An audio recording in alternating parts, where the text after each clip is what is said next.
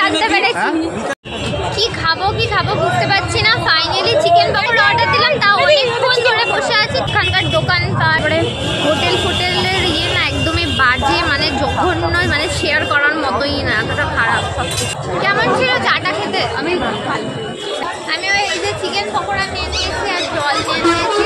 চা বিস্কুট খেয়েছে আর বোনরা ভাইরা সবাই মোমো খেতে গেছে।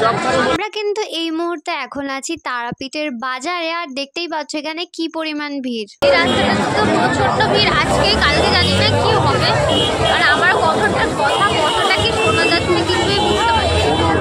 এখানে মাসির বার্থডে সেলিব্রেট হওয়ার জন্য কেক কেনা হচ্ছে।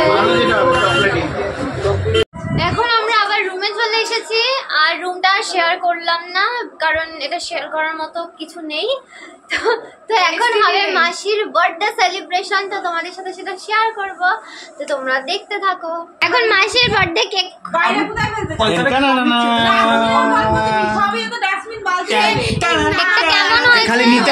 এই যে ভাইরা, আর এই যে আমাদের আজকের বার্থডে গার্ল যে বুনু, এই যে আমি।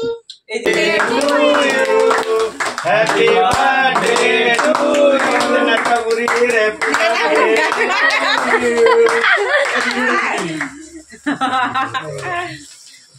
সবাই মিলে বল হ্যাপি বার্থডে, সবাই মিলে happy birthday. 1 2 3 happy birthday to you. এবার কেকটা নিয়ে কার মুখটা ঢুকিয়ে দেবো? কারণ না তোমার মুখটা ঢুকিয়ে দিই না।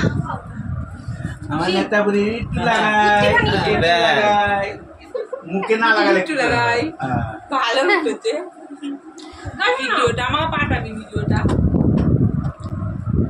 ভিডিও করবি মাখিয়ে দিচ্ছি। চলো ভিডিওটা এখানে শেষ করছি, যাওয়ার আগে সাবস্ক্রাইবটা করে যেও।